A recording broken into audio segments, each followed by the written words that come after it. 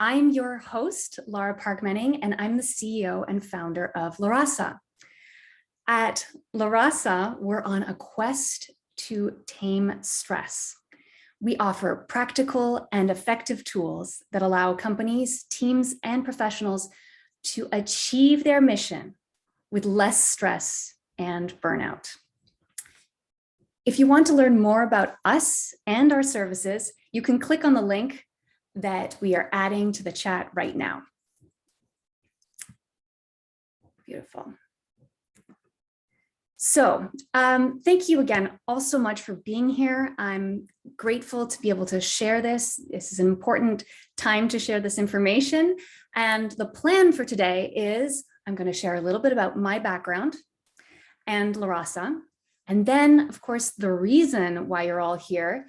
I'll discuss chronic stress in the workplace and the burnout epidemic. I'm going to share some simple and powerful tools that will help reduce stress and burnout sustainably. And we're going to finish with live questions from you. If you do have a burning question you know you'd like to ask, go ahead and jump into the chat or use the Q&A feature at the bottom of your screen. If your question isn't answered during my presentation, I'll be sure to address it as time allows. And one last thing, of course, I am unable to share any specific medical advice today. So if you do have questions or concerns about physical or mental health issues, please be sure to reach out directly to your physician. So burnout. I'd like to start by asking you for your insight. Please jump in the chat and share, what does burnout mean to you? When you hear that word, what's the image or feeling that comes to mind? What does it mean to you? You don't have to be shy about this because you'd be surprised that it really is a different experience for everyone. Absolutely. It can feel like indifference, like it's too difficult to even care anymore. Absolutely. Thank you for sharing that. Some people can feel like it's exhaustion, and some people can feel like it's, like they have no energy or tolerance for any kind of imperfections or challenges at work. We lose our patience more readily. Yes, losing passion on a project I was formerly passionate about. Oh my, thank you so much for sharing. It's unbalanced amounts of focus on work, frustrated everything and the little things. Absolutely. Oh my, I love this imagery. It feels like your brain got fried like an egg. Absolutely. It's that heat, that intense heat of burnout. And I may be laughing, but it's no laughing matter, right? Easily irritated, low energy. Thanks you so much for sharing. And burnout is like a spectrum, and I really liken it to toast. Yes, I said toast, because we can notice burnout when we're just lightly golden, but we can also notice it only when we hit a major challenge and we're feeling really dried out, crispy, and like pieces of us are falling apart. We're actually getting really sick. And when stress is so normal in our lives, it becomes difficult to identify burnout. Often we'll feel stress symptoms long before blood work shows signs of elevated stress hormones, which was my case. Did you know that signs of elevated stress hormones like cortisol can be seen in your blood work? And we're going to talk a little bit more about stress and the effects of stress on the body in just a moment. But each of us has a moment when we recognize that something isn't right. It could be a physical, psychological, or relationship challenge or event that makes us pause and recognize we're exhausted, we're depleted, we're anxious, we're depressed, and we just don't have the same drive or energy that we once did. The struggle with burnout, on top of everything we just described there, is up until recently, it was taboo. Even the WHO, or the World Health Organization, only defined it with respect to the workplace in 2019. And that's what you can see up on the screen here is their official definition, which does mirror what many of you shared today. these feelings of energy depletion or exhaustion, increased mental distance from one's job, feeling negative or cynical, and then reduced professional efficacy. All these things are symptoms of burnout. So when we don't listen to the signs of stress or burnout, we don't see or talk about it, it doesn't just disappear. Symptoms get louder until they can't be avoided. This photo is of me in 2014 when I founded Nucleo Life Sciences. And on my right, you can see my co-founder and spouse, as well as a visiting cousin from England. And at this time, I was working passionately and intensely building our pharmaceutical company in the San Francisco Bay Area, a hotbed for innovation, startups, and hustle culture. That's right. So prior to founding LARASAH, I had a career in pharmaceutical development, and I was focused on therapeutics.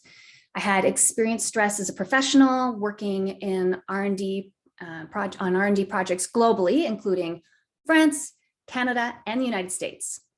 And to manage these high stress jobs, I researched tools and practices that increased productivity without increasing stress. Then I co-founded this successful pharmaceutical company, Nucleo, that had an inherently high stress work environment. That meant, why was it stressful? Because it included dealing with complex technical issues, managing tight timelines and sometimes difficult clients, along with the unknown of research and development. And at this time, I was so passionate about my work. However, I didn't notice that the yoga and the meditation just weren't enough to balance the months of working into the night and early morning meetings. My body was whispering to me that something was off, but it wasn't later until I heard it scream. So when the alarm bell rang in 2017 and conventional doctors just shrugged their shoulders and told me, just decrease your stress, I had to research further how I could reduce my stress without compromising my goals. Our mission at my former company, Nucleo Life Sciences, was to help patients, not become patients due to stress. So to navigate these challenges, I discovered the missing elements and created a stress reduction system that was founded in science. The 5-to-Align system addresses all 5 key areas we need to practice in order to actually reduce stress. The system proved highly successful, and I founded LARASAH to offer a solution that could ease the burden of stress simply and practically. After 15 years in the pharmaceutical industry, I wanted to take this wisdom that I had shared with staff and mentees navigating a high stress environment, wanted to bring that to a broader audience.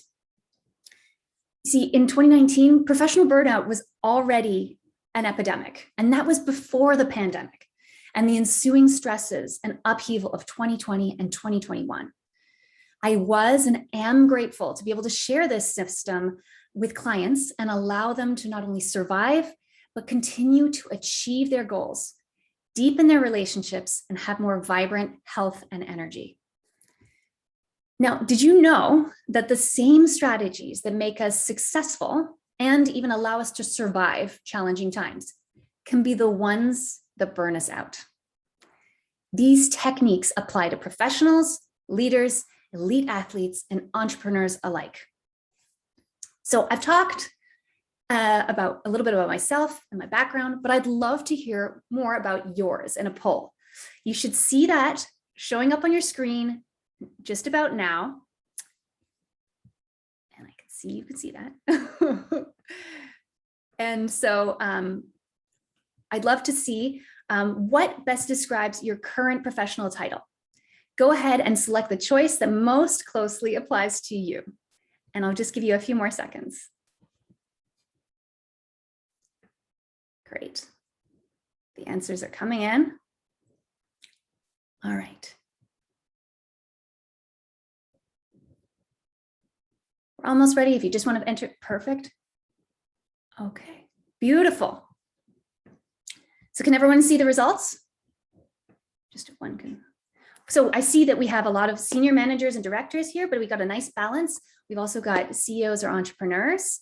Hello to all of you, and some managers here as well, and some miscellaneous. Thank you so much for sharing. It's great to know a little bit about who's on the line today.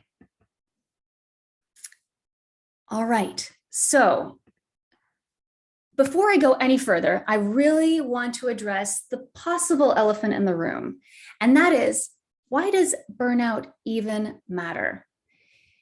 Well, the question is, do you know anyone who doesn't want to be happy, who doesn't want to make a difference in the world, or create something that they're proud of? Well, burnout is the block to joy, to productivity, to innovation, and to creativity. And I want to pause and acknowledge that if you've been suffering from stress for a long time, you probably feel skeptical. You might feel like the workplace is just a toxic swamp you have to wade through to get your paycheck. That happiness, creativity, and making a difference sounds a little bit like fairy dust. And it's easier to believe that these things are not realistic for you. Or maybe you believe you just have to tough it out until the next project, financial, or company milestone. Well, even though these feelings are common, it doesn't have to be this way. Burnout is the barrier between us and what we truly desire. We can make shifts that don't require an overhaul of our life.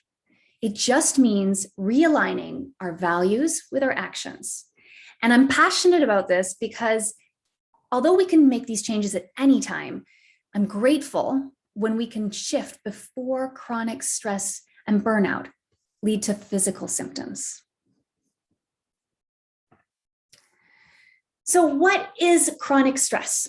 It's when we feel pressured or overwhelmed for a long time due to a perceived threat. Cortisol levels are therefore maintained for a long period of time. How long, you might ask? Well, it really varies from person to person, but generally after 6 weeks of sustained stress. And chronic stress leads to chronic inflammation, and that's an essential contributor to chronic diseases. So we're talking about cardiovascular, we're talking about heart disease and hypertension. From a metabolic perspective, we're looking at obesity and type 2 diabetes, in terms of inflammation, arthritis, and mood and anxiety disorders like depression, and of course, anxiety. The bottom line is that chronic stress leads to burnout. But let's not get stressed about stress. Instead, let's start addressing the root causes of workplace stress and offer some solutions. That's why you're here, after all. Okay, so there are so many causes of burnout.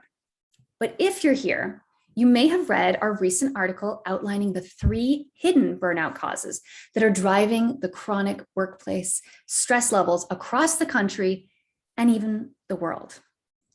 If you missed that article, you can access it via the link we're also adding to the chat right now. So the less commonly discussed but powerfully common root causes of burnout are emotional fluency gaps, weak workplace boundaries, and low stress support. So we're going to dive into that today.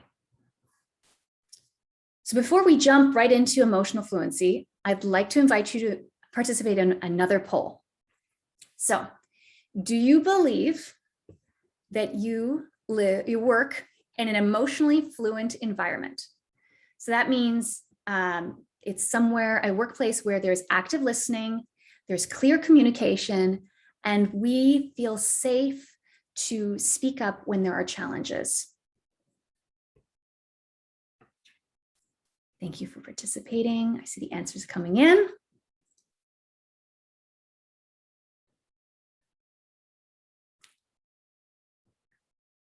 I'll let you have a couple more moments just to answer. We're almost there. Don't worry, nobody can see your answers. So sometimes this can feel a little bit challenging, but nobody's seeing your answers right now. I'm just going to look at the aggregate. Beautiful. Okay, so it looks like we have a majority of kinda. So let's talk, this is a good opportunity to clarify exactly what we're looking for in an emotionally fluent workplace. I do acknowledge there's a couple that are fairly firm that they are not working in an emotionally fluent workplace. All right, so emotional fluency, it's a major gap, and it can cause burnout. So that means that when we're having a challenge, it's important for us to be able to objectively state the problem, state the emotion that we're feeling about it calmly. And this is a powerful nuance. We need to process our emotions so that we can communicate them clearly. We need to clarify what value this is connected to, and because that helps the other individual understand why this is important to us and why it's a need. And then we can make a request. Because for all the talk about the importance of empathy and emotional intelligence, emotions are still often a taboo in the workplace. And I see this with a lot of clients and vendors. Emotions are really, they don't need to be a taboo. In fact, they're the first human language. It's the way we communicate when we're infants, if you think about it. They're just a messenger for our needs and desires. So this emotional fluency is something we explore during team workshops at LARASAH, but in essence, emotional fluency allows us to address any challenge without escalated or unaddressed conflict, which can lead to resentment and resignations. Setting boundaries, for instance, which we're going to get into, is less challenging in emotionally fluent workplaces. It's kind of like the backbone to the boundaries conversation. It allows us to connect with and communicate our needs and desires easily, because a boundary is about honoring a need. So let's get back to basics, shall we? What is a boundary? It's the rules or limits that we set to meet a need or desire. A practical example would be the boundary of a country, for instance. It defines the limits of rules and regulations within a physical territory. And the needs, we could say, are safety and freedom. With interpersonal dynamics, it gets a little bit more complex. Outside of the law, what's acceptable? And it depends on the spoken and unspoken agreements that two people have. The more unspoken agreements we have, the less clarity we have. In an environment where we have common values, this might work. But if the values are either not known, not discussed, or not really embodied, i.e., we say one thing, but we're doing another, we need to have more explicit or stronger boundaries. But what are workplace boundaries exactly? And why are weak ones so detrimental? So in this image, you can see an individual who looks like they're working late into the night, possibly eating while working, and there's no judgment around this. Boundaries are unique. However, if this is a common occurrence, it's probably not setting this person up to long-term success. So our needs at work may vary, but the common human need we all share is safety. And this can look different for each of us, but psychologically and physiologically, we need to feel safe. If we're feeling stressed at work, our body is perceiving the threat, even if our mind thinks that we're not. Until that threat is perceived to be gone, our body is activated in fight or flight mode. That means that we're not in the parasympathetic mode that we need for rest, digestion, and fertility. When we're stressed at work, even if we love our job, we need boundaries. And that allows us to return to homeostasis, Otherwise, we're looking at a ticket to burnout and eventually chronic illness. Now, the ugly truth is that work boundaries, well, why don't we talk about them very much? It's because they're often rewarded. Often we are rewarded for weak work boundaries, at least at first. Over time, it's these same weak work boundaries that can increase stress, which leads to lower health and productivity. So when we create boundaries, we're able to not only meet our work needs, but also the rest of our human needs. So here you can see images of being focused during work and then being present and relaxed with family and friends. Human connection is the key to longevity. Guess what humans or people don't wish on their deathbeds? That they'd wish that they'd work more in the office or spending time on their business. That doesn't mean that we don't want to contribute or do great work, but it does mean that there is another very important part of life. So what do people on their deathbed wish? They wish they spent more time connecting with those that they love.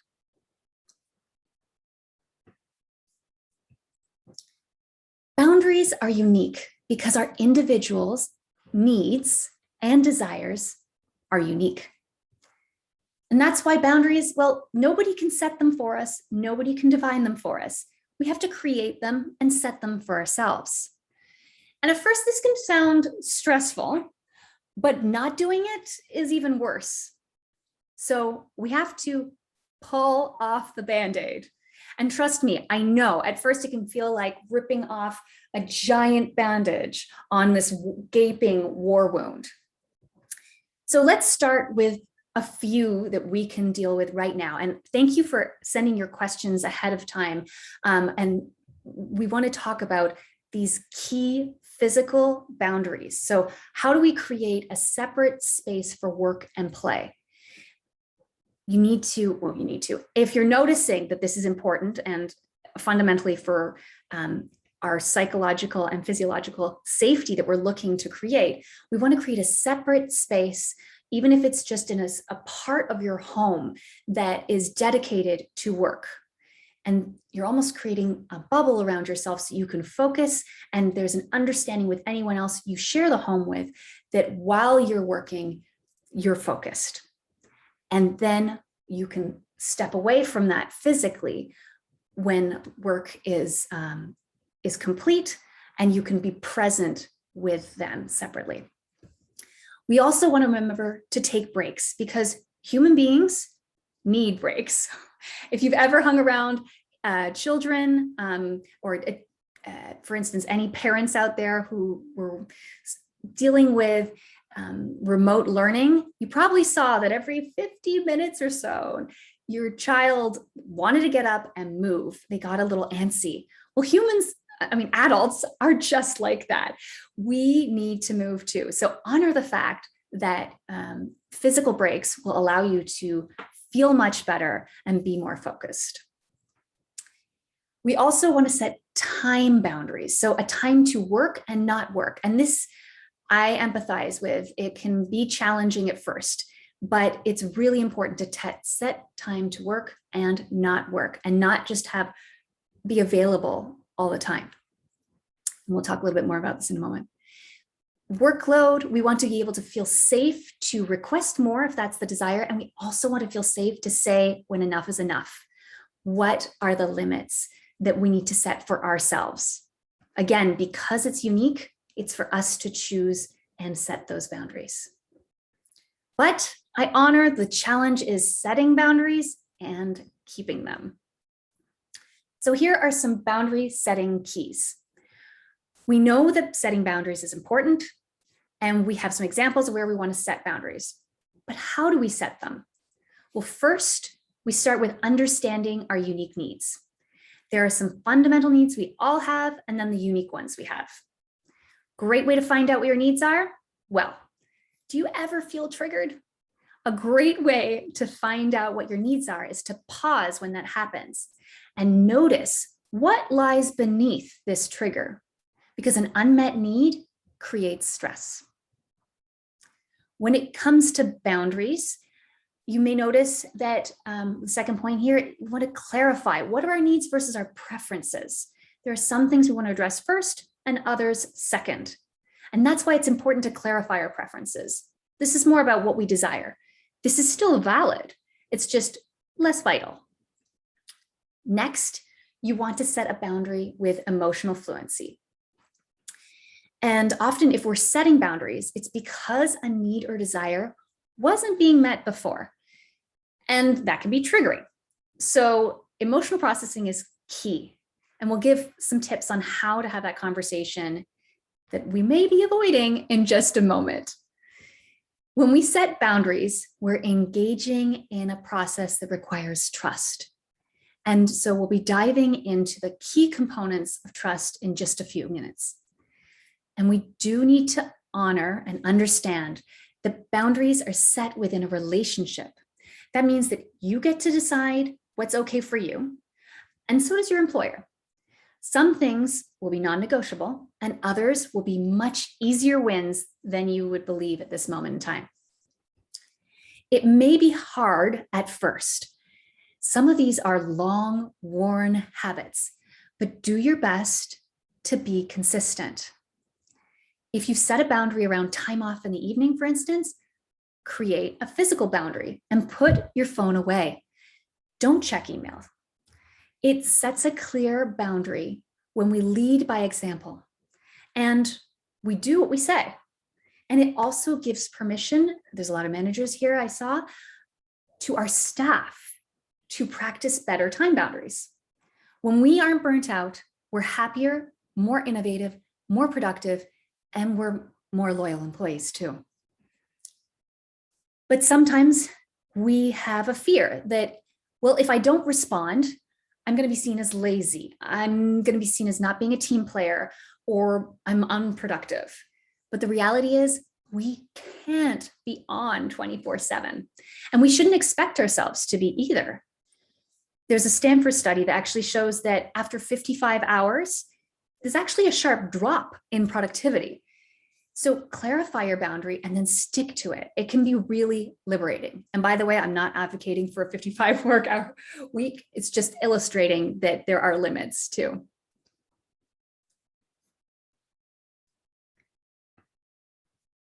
So boundaries signal a need, and an unmet need is expressed by an unpopular emotion. Can you guess what that is? Frustration. And so it's very important to recognize and process that emotion when we have to go into that conversation. At the end of the webinar, I'm going to share a practical way of processing emotions. If that's already, it's not just a habit, just quite yet. Boundary setting can be scary, especially when it's new. That's why it's so important to practice emotional fluency and emotionally process before engaging in the conversation. If not, all the other person's going to take away from that conversation is our emotion, not the request. You see, have you ever noticed that we have to say the same thing multiple times to be heard? Guess what? Most times it's because the message wasn't heard over that emotion. All they heard was angry, frustrated, or annoyed, even if our message was beautifully and carefully scripted.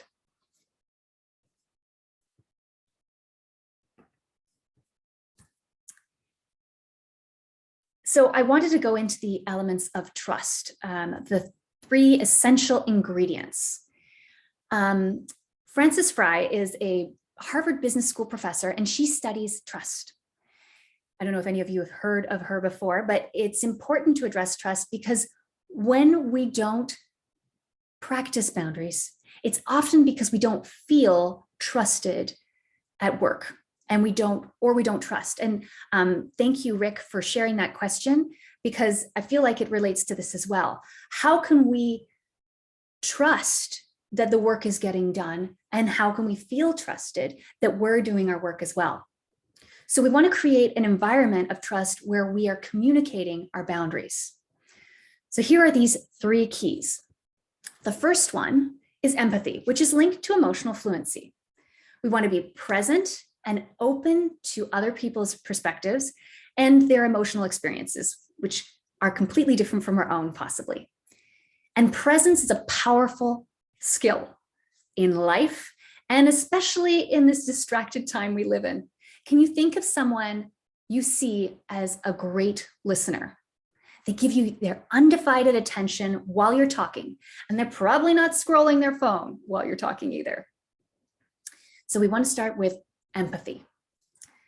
And then we want to use logic. So we want to be clear and objective about what we need. So Francis Fry references a clear half sentence, just in case you get a cutoff, and knowing that our attention spans keep getting shorter and shorter. Can you think of a time when you felt like someone's logic was flawed? Well, how much did you trust that person? This is perhaps not always the most common reason for trust breakdowns, but it's great to remember that a clear half sentence is important. What do I mean by that? It means, like, for instance, I've noticed, if we're setting a boundary here, that I'm more focused at work when I can disconnect in the evening or on vacation. So we have clear, objective ownership. We're using I statements. And I know sometimes we want to move away from I statements, but when we're being objective about our experience, we're going to be speaking to it best without blaming or shaming the other person. The third key element is we want to be authentic. We're a human being with human needs. I'm reiterating this because often we don't treat ourselves very kindly, and we will, disregard sometimes our own fundamental human needs. I know I've done it before. And that's why today and moving forward, we're bravely speaking up for our needs. Authenticity often gets mistaken for transparency, but we don't have to share all of our private details. It's just our actions have to match our words. That means that we want to be respectful of other people's boundaries too. Practicing greater authenticity as leaders and professionals is something we also explore at LARASAH. So when these 3 ingredients are met, we have a healthy environment for our boundary setting conversation.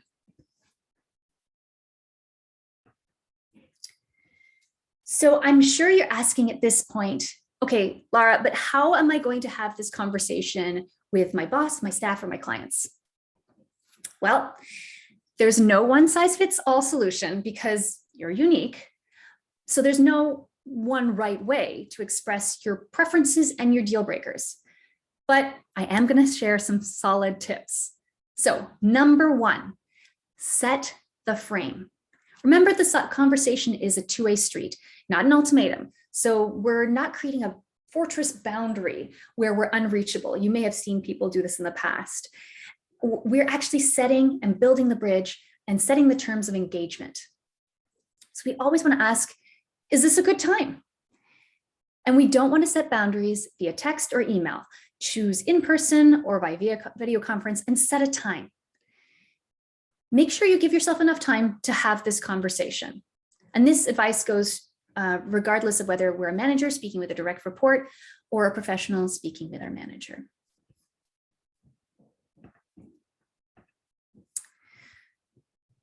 So here's some more tips for a difficult conversation. So we talked about this a little bit briefly earlier, sorry. Identify our preferences and our deal breakers. Very important. We want to process our emotions. And we also want to clarify what are the existing rules or guidelines and understand what is the business need. We want to make a request, not an ultimatum. Ultimatums rarely build long-term relationships. So making a request keeps us focused on meeting mutual needs for win-win solutions.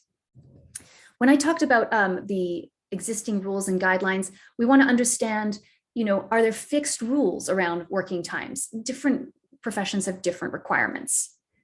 So we want to be aware of those before we go into the conversation and understand the business need as well. That can help from an emotional fluency perspective of understanding and empathizing with the other person's needs. Number 5 is we want to not expect immediate agreement. You can set a time to follow up. And this allows us to be open to number 6, to alternative win-wins. If both sides still have their needs met within a new boundary, we both win. And I know oftentimes we think of compromise as both people losing out, but really we can, if we get to the core needs, we can get to a win-win situation. Yet, I want to remind ourselves that we don't want to betray ourselves. When we found out what our needs are, we need to honor them. That means that deal breakers may mean that we need to look at new options and make some important decisions.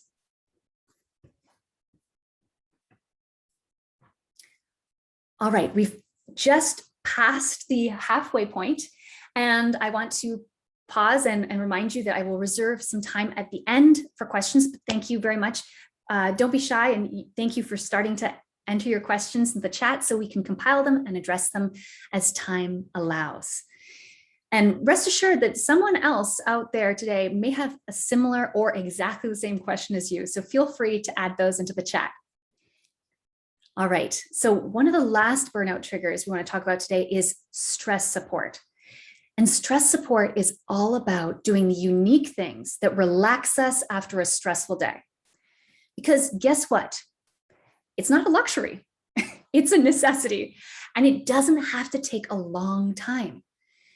The barrier to this is often boundaries, and that's why we covered that topic at length. You see, it's hard to remember, but we weren't always available in the evenings. The same technology that allows us to work from anywhere in the world allows us to work anytime.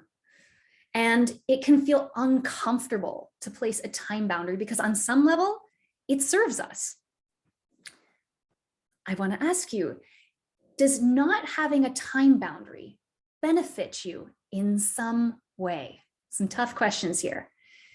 Does it ensure that you look dedicated and indispensable?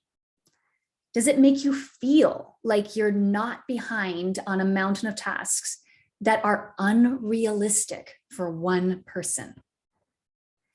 Now, I can talk about the health benefits of stress support, the unique things that bring us out of fight or flight and back into rest and digest.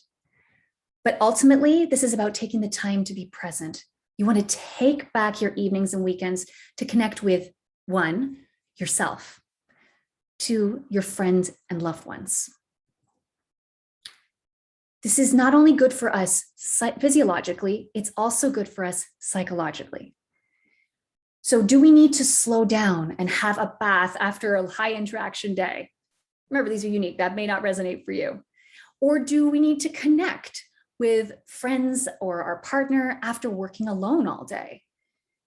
We want to notice what's right for us, put away the distractions and engage in the connection, especially when we're dividing our time amongst so many roles. It's about that connection. It's really meant to be enjoyable. Stress support is actually meant to be enjoyable.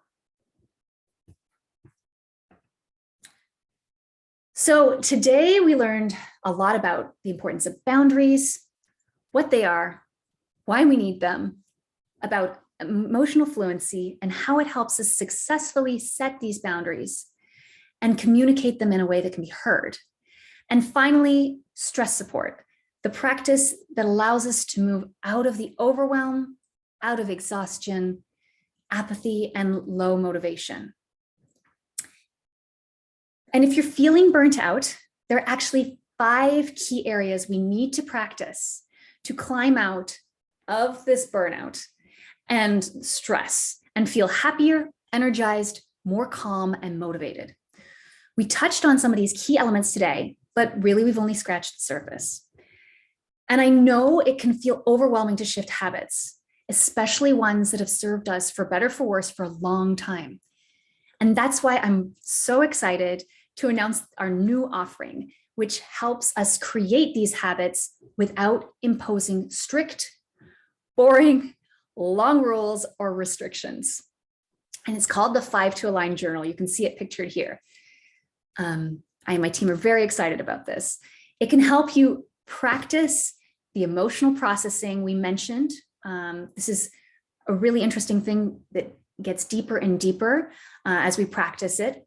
We can identify the stress support that is uniquely beneficial to us and address stress triggers with tools and practices that increase energy, calm, and motivation sustainably. We don't have to experience the highs and lows of high productivity burnout, high productivity burnout. Included with a journal purchase is a burnout assessment. So you can see where you stand today, what's your level of burnout, and this can change over time. There are effective daily practices, bonus materials for each of the 5 key areas that you can start practicing. In fact, because thank you very much for attending today's webinar. When you sign up for the wait list for the journal, you'll have a free month of access to our new 5 to Align community that includes exclusive live events to help you reduce stress. We go in deep on different topics. You can ask for support and integrate any of the burnout prevention and stress reduction techniques we discussed today, as well as others in the journal. We're really excited that our journal launch is next month, and you can sign up to join the waitlist via the link we're adding in the chat. Or you can even use the QR code you see here.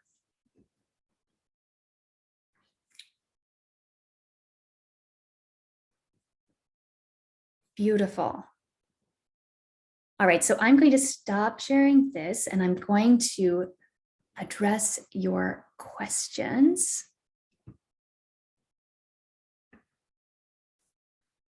Can you all see me still? Okay, great. So I'd like to honor Rick's question about how, as leaders, we can work as we want, but not create a culture where those hours are required. So without further clarification, are we looking to have, we want to create a space of autonomy, right? So as we said, our needs are unique. So perhaps we work best, I don't know, early in the morning and late at night, and that's really what works for us. I'm just going to take more of an extreme here without further context, but we want, or opposite, we need to work within a fixed time frame. In order for that to work, we just have to focus on results, really, right? There's that trust element, and we want to be understanding what are the key deliverables and when are we available to communicate? What are core hours in which we are able to communicate? Did that help answer your question, or did you have any areas for clarification there? Okay, great. Thanks so much. All right. Another question. Okay, so we're facing the same workload with less staff due to attrition. And we want to know about balancing work, school, family, and stressors from COVID. Oh my goodness, I want to honor that is a lot in one go. And unfortunately, this is much more common than I'd like to believe. But when we're dealing with a high workload and we're dealing with attrition, we have to be ninjas about what we're focused on. So the reality is we cannot do everything. We have to choose that 80-20 rule, the Pareto 80-20 rule. What do we need? What is the 20% we need to focus on that's highest value?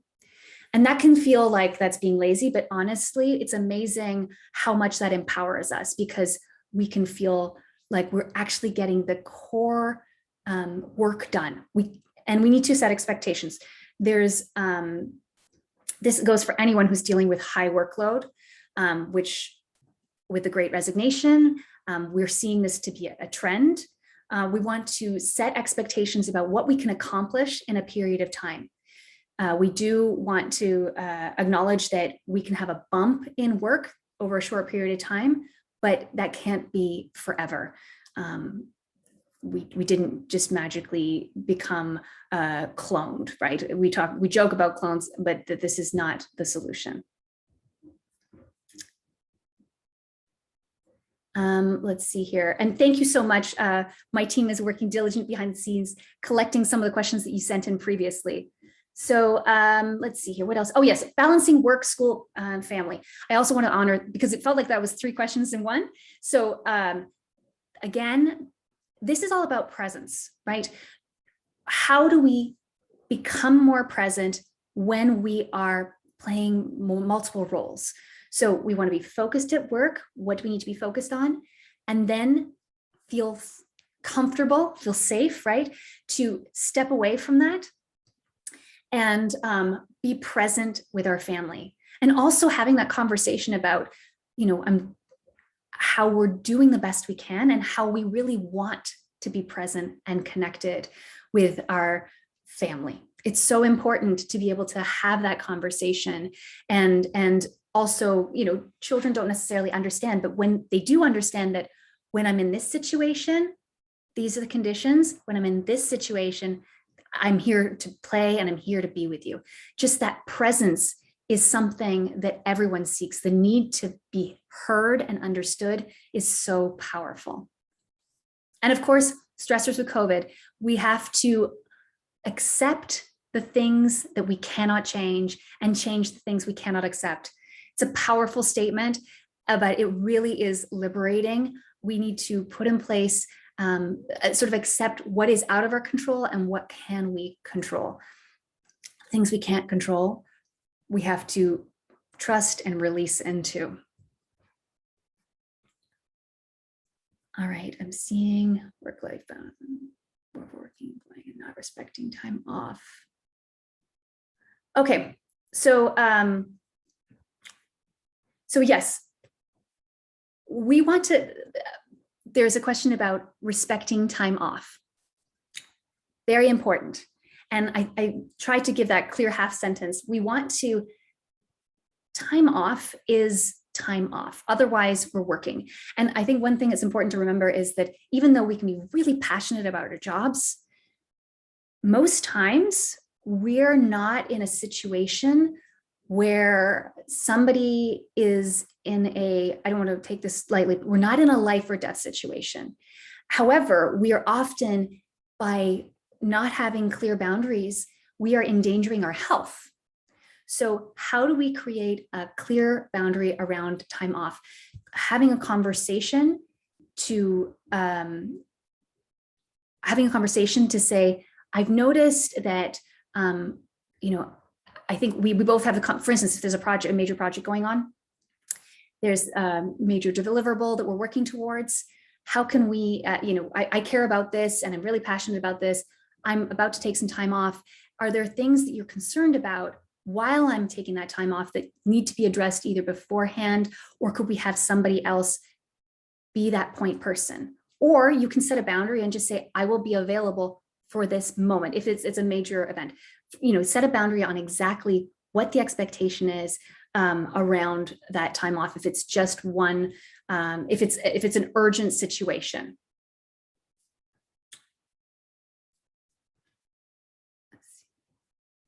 All right, I see Jonathan.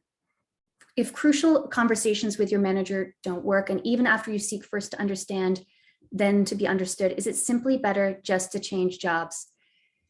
Right. So again, I always wish I had more context, but it sounds like you may have been practicing these key skills, which is, clarifying what your needs are, diffusing any kind of triggering emotion that we may be having, and the clear, I know I've heard some of the questions that were submitted beforehand, we're talking about how we were going to be having a higher workload, for instance, and there's no desire to back hire. That can only last so long. So it's important to understand, yeah, what is your breaking point, or what is your non-negotiable, right? We need to be an emotionally fluent emotionally fluent workplace. And if we're expressing our needs and they're saying, yeah, I hear them, but no, that's not really emotionally fluent. It's sort of saying, I'm not listening to your needs. So I empathize with business owners, but we do need to practice listening, because when we're saying we're not respecting people's needs and boundaries, there is a time where we have to make some difficult decisions.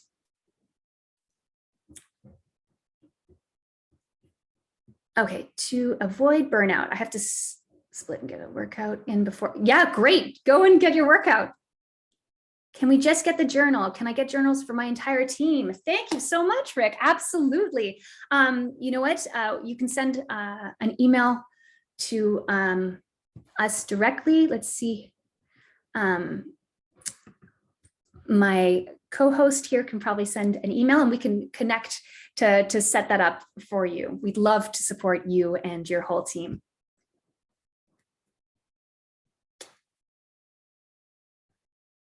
So another question, implementing a type of measuring tool for burnout and stress. Okay, Chris, thank you for your question. So yes, we do believe, this is the scientific background, so we do believe in measuring. So we actually have an assessment. When you buy the journal, you'll have access to the assessment tool.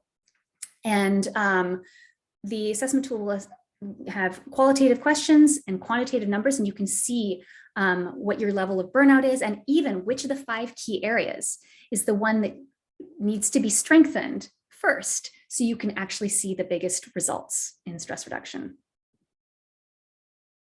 Great, thank you. Beautiful, thank you. All right. So with another question we did get was about an impossible workload, but we're still expected to complete everything with great pressure and to meet quick deadlines. So the key thing when our workload changes and we need to reset expectations, because we're playing the long game here. This isn't a sprint, this is a marathon, and we want to be focusing on the key deliverables. And one really, really important point, and this goes back to even prior to Nucleo, my background in project management, there's always 3 key elements that we're dealing with: time, quality, and cost. And this can be resources as well. And so when workload changes, we want to be acknowledging, are we increasing the time? Oftentimes this isn't the case, but we can have that conversation about, okay, workload's increased. What are the key priorities and what can slide or have a little bit later, happen a little later. And then if the time is fixed, then is the quality, do you not need me to spend as much time on this deliverable, or my team to spend as much time on this deliverable? Or if we want to keep the other 2, the quality the same and the timeline the same, then we're looking at increasing costs because we're going to be adding more people to the team. So we just need to, when we remember those 3 key parameters, it can be easier to be more objective about our conversation and how to get resolution.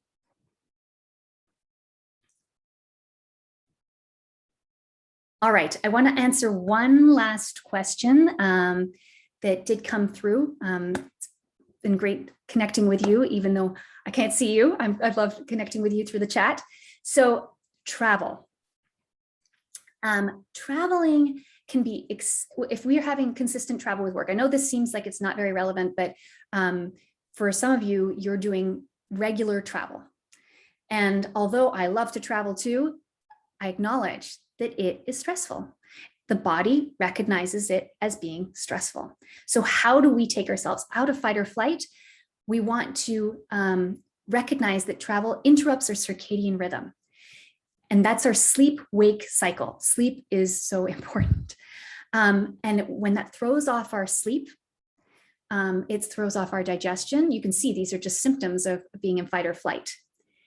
Because we are so influenced by light, as humans and as many other living beings on this planet, we recommend getting outside and getting some, so you can remind your body what time of day you're experiencing. That can be, if you're arriving late at night, just being under the stars, under the sky, you're reminding your body, oh, it's nighttime.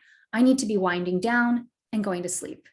Or if you've had jet lag and it's the middle of the day, you want to be connecting back with the sunlight and getting out and enjoying just a little bit of sunlight. Honestly, getting out in nature is the number one thing for activating your parasympathetic nervous system. All right, so we have run out of time for today, but I want to thank you all for your great questions and your engagement. The support doesn't end here. If you found today helpful, I encourage you to sign up for the 5 to Align journal waitlist, so you can be notified of that great resource when it comes available. This was formerly only available to corporate clients. Very excited to be offering this to the public. And you can do that by accessing the link that we are sharing in the chat one more time. And if you want to stay up to date with any of our services, exclusive offerings, or new content, become a subscriber. And you can do that via our website at larasah.com. We'll also be adding that link in the chat. So thank you again for being present with me here today. And remember, you deserve to live a life that feels great. When you start putting in place the practices we talked about today, you'll not only feel less stressed, you're going to feel like you have the space to make better decisions and the energy to live happier and to have stronger relationships. So thank you all so much. I hope you have a beautiful evening or a beautiful rest of your day, wherever you're dialing in from. Until next time, take care.